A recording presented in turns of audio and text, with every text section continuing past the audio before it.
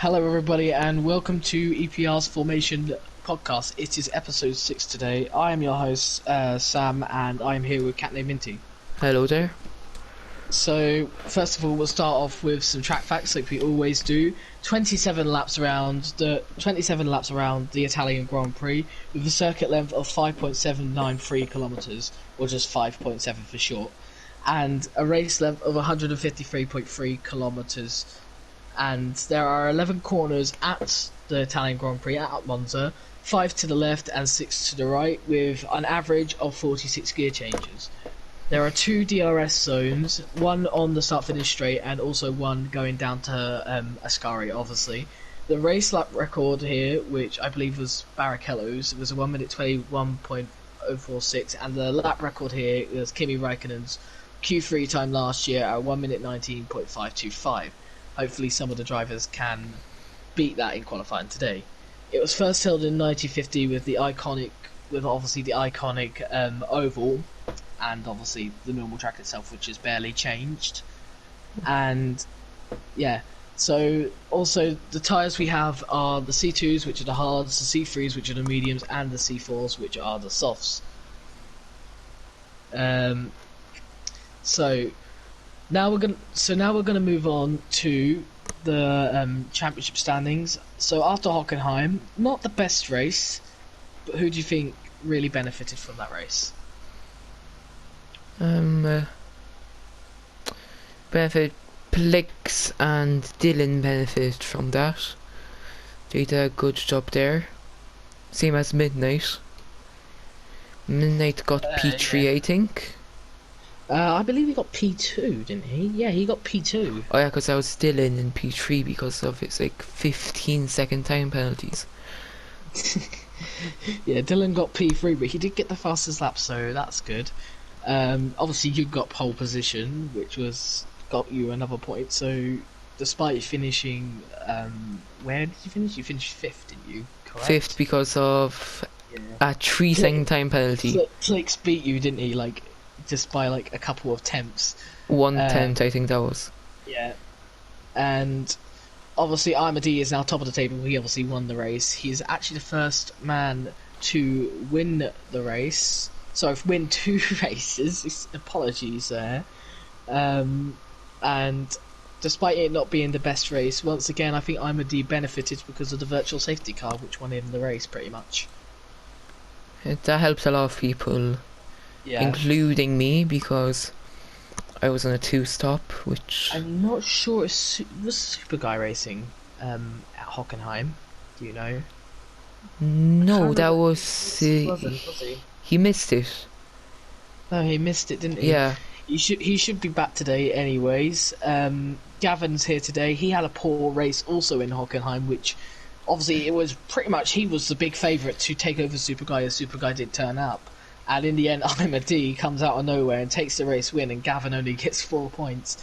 And Gavin is on the same points as Super Guy now, but not the championship lead though, because of Ahmadi obviously taking the championship lead. Plix is 8 points behind Gavin, but he's only 10 points behind the championship. What are your comments on that? Well,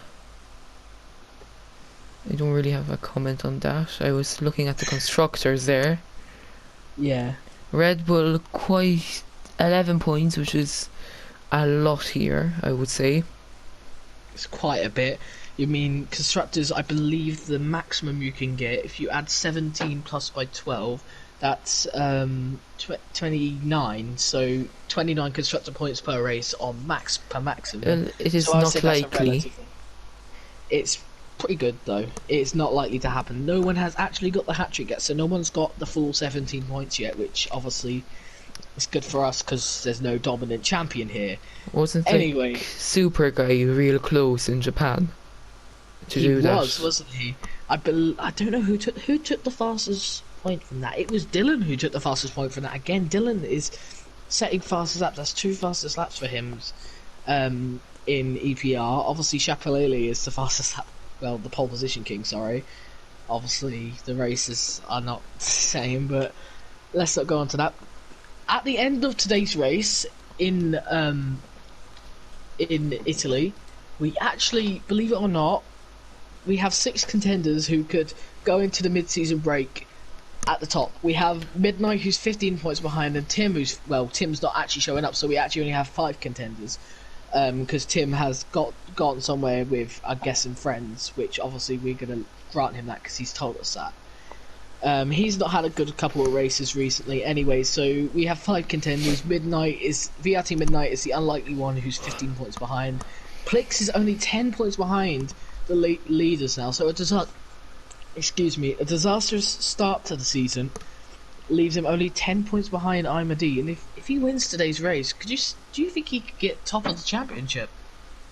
Well, this is very likely, especially Tony is also doing good. The marks really showing up. Tony's doing pretty well at the moment. He's got himself a podium, and he's also he only got 2 points last round, but we're hoping that in this round he could get more. Plix, he has been getting a lot of... I don't think he's on the podium yet, has he?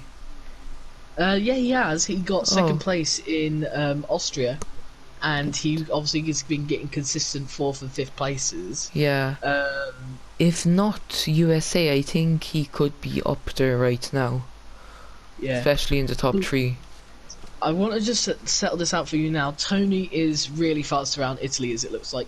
He is the 3rd fastest in EPR who should be showing up today. He would have been the 4th fastest because we've actually got Wolbe. I can't pronounce that. Wolbieg. I can't pronounce that correctly. I apologise.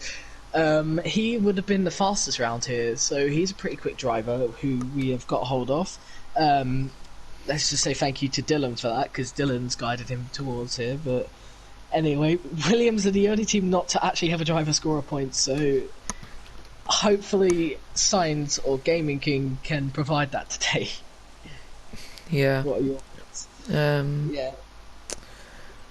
Well, how much you can get maximum points? 27, you said? 20. I believe it was 29. 29. 29 you can get maximum for constructor, so that's interesting. So, racing point if who's the second driver, because I know Wario is not showing up today. Midnight. Midnight. If he does the hat trick, he would actually elevate them to P2, I think, or P1 even. Perhaps. It depends obviously on other results, because you've obviously got Gavin and Plix there in front, and you've obviously got you and D in the Red Bull, since you two are probably one of the more consistent teams on the grid, hence why you are top of the standings currently, obviously. Just say that these Plix, not Plix, Tim and Gavin, who are teammates, it's going to be interesting to see how they get on in the second half of the season. And yeah. What? Oh my god. We'll see you after a short break. Anyway, back to what I'll cut it out. Please cut it out. Sorry. Alright. So, Shapilili, he needs to win today, doesn't he? Isn't he not coming today? Yeah, he is actually coming. He did say in the chat that he's actually available to come. Oh, okay. Yeah. So, moving on to the predictions, what do you think? Who will get pole position? Pole position. Surprising one. I'm backing Tony. I'm backing Tony for pole. So it's another kind of underdog for pole, you think? Maybe not perhaps an underdog, but he could be a surprise. But he's down the championship, so... Of course, you've got to take into consideration, though, he's only done 2 races, I believe. Yeah. He may have done 3. No, he's done China, he's done Hockenheim. He's done Japan. I don't know if he so did that's Japan. 3. No, he didn't, so that's 2. Yeah, only 2 races, so that's interesting. I'm a D, I think is another candidate up there. I'm not sure how he does around Italy though, I don't think he's that good. He's good, I raced him in Italy. Yeah. First. Yeah. Italy was my first actually race with medium fraction. I'm proud of that. back on F1 Yes. 2018. Wow, you are a real novice. You picked it up quick.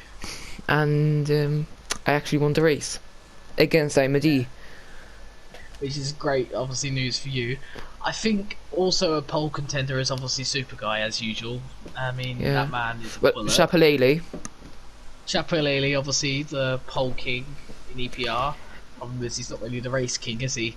Anyway, I think we should stop bullying him now. Bless him. He needs to get this performance. Anyway, Okay, the podium. the podium. Okay, I'm sorry, but Shap's got to be on there. I'm sorry, he's got to be somehow. I think he won't win the race, so I think Dylan will win the race in the end. I think Tony will be second. I think Chappellini will be third. I think it'll be a disastrous strategy from Super Guy today. And Oh, also some Ferrari strategy. Yeah, as usual, the Ferrari strategy messing up for Super Guy. Some other honourable mentions. I think you could be interested in the mix because I believe Italy is one of your favourite tracks, isn't it? I believe on the Yeah. F1 game. Yeah, I don't really have any more predictions to be honest. My predictions for the podium is P3. Looking at the standings right now, I think it could be Super Guy, in my opinion. Hmm. Then in P2 would be Chapelele. I You was have waiting to to say do that for the that. whole entire time. I nearly forgot to do that. Basically, we have like a running joke. He loves saying Chappellini's name in an Italian accent, and Or in because any it's accent. Monza, It's we've done amazing. it anyway. So Um, any accent's amazing. and then in P1, I have to give it to my teammate Imadi. Yeah, Well, I think Midnight I'm with could be you. a contender for the podium. Yeah, I think Midnight is an interesting one here. To be honest, I think he could be a very good contender. I think the problem with Midnight is that he's obviously new and obviously his championship is a little bit less likely to come to him. But who knows? He's only 15 points behind currently right now, so that could be very. And then your fastest lap, we nearly forgot about that. Oh yeah, forgot about fastest lap. I don't know who I'm going for fastest lap to be honest. I'd give it to Dylan, just because he always gets it. Somehow, some way. Yeah. Moving on to our conclusion then. Apologies, I've just been so distracted today. If I'm going to be honest, certain issues. Anyway, so moving on to our conclusion. First of all, we're just gonna talk about the mid-season. So far the season, how's it gone for you then? How do you think the season's Um, gone? it has gone alright. Of course, I missed the opening round. Austria wasn't great either. No. I think Germany was great, same as Japan.